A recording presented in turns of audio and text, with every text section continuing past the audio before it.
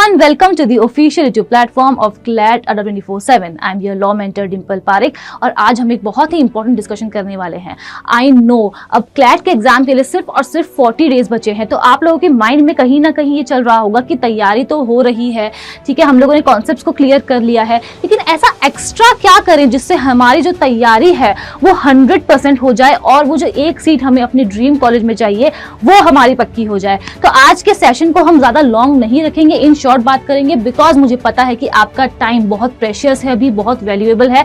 एक मिनट जो है वो आपके लिए मायने रखता है, ठीक है. एंड आई होप आप लोग अपना टाइम अभी इस वक्त बिल्कुल भी वेस्ट नहीं कर रहे होंगे फालतू की चीजों में. फालतू से क्या मतलब है कि किसी ने मुझसे क्या कहा, मुझे अपने फ्रेंड के बर्थडे पार्टी में जाना है, नहीं. अब सिर्फ और सिर्फ 40 दिन बचे हैं, आपको फोकस करना है तो सिर्फ अपनी प्रिपरेशन पे, ठीक है.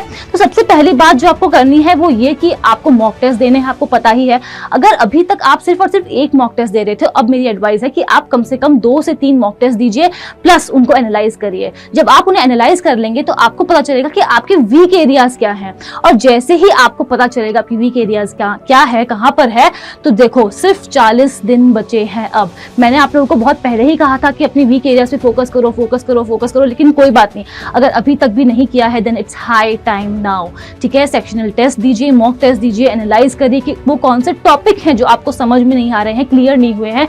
अगर कोई बैकलॉग है, फॉर एग्जांपल करंट अफेयर्स का बैकलॉग है, तो उसको अब हाई टाइम है कि अब आप क्लियर कर लो विद इन 10 डेज, बिकॉज अगले जो आपके 30 दिन होंगे उसमें आपको अपना पूरा टाइम रिविजन को देना है और प्रैक्टिस को देना है, ठीक है. तो जितना आप प्रैक्टिस करेंगे अभी इस वक्त उतना ही आपके लिए अच्छा होगा. जितना हो सकेंगे सेक्शनल टेस्ट लगाएंगे और मॉक टेस्ट लगाएंगे. दूसरी बात जो ये है वो ये है कि जब भी आप रिवाइज कर रहे हैं तो आपको शॉर्ट नोट्स बनाते चलना है, ठीक है. आप मेरी बात आई होप समझ रहे होंगे. आप बुलेट पॉइंट्स बनाते चलिए, उससे आपको रिवीजन में हेल्प होगी, प्लस आप चीजों को मेमोराइज कर पाएंगे जहां आप पढ़ रहे हैं. फॉर एग्जांपल कोई ऐसा कोई फॉर्मूला है जो आपको याद रखना है, ठीक है, कोई कॉन्सेप्ट है जो आप बार बार भूल रहे हैं, तो स्टिकी नोट्स पे लिखिए और जहां पर आप स्टडी टेबल पे बैठ करके पढ़ाई कर रहे हैं वहीं पर उसको स्टिक कर दीजिए. उससे क्या होगा, आते जाते दिन रात अगर आप उसको देखते रहेंगे तो आपको चीजें मेमोराइज हो जाएगी, याद हो जाएगी.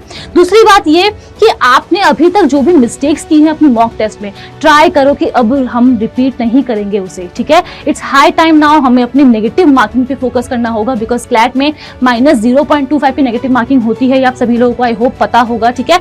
तो आप लोग जब भी मॉक टेस्ट देंगे या प्रैक्टिस करेंगे, ये कोशिश करिए कि क्वेश्चन को अच्छी तरीके से कॉम्प्रीहेंड करो, समझो, और फिर उसके बाद आप लोगों को क्या करना है, नेगेटिव मार्किंग पे फोकस करना है. यानी कि सिर्फ उन्हीं क्वेश्चंस को अटेम्प्ट करो जिसमें आप 100% श्योर हो, क्योंकि नेगेटिव मार्किंग अगर आप 4 क्वेश्चंस भी गलत कर देते हो तो आपकी 1 मार्क जो है वो डिडक्ट हो जाएगा, और 1 मार्क से लिटरली हजारों में आपकी रैंक चेंज हो सकती है, ठीक है. तो आपको इन बातों का ख्याल रखना है. प्लस अगर आप अभी ड्रॉपर हैं तो आपको अपना मैक्सिमम टाइम देना है. अब आप वो कितना भी दे सकते हैं, लाइक 8 आवर्स 10 आवर्स, जितना आपको देना है, बिकॉज अभी आपके पास सिर्फ और सिर्फ एक वही काम है.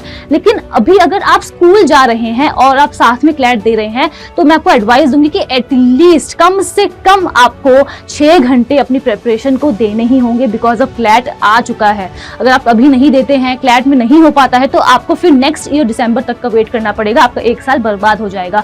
एंड आई होप आप ये नहीं चाहते होंगे, ठीक है.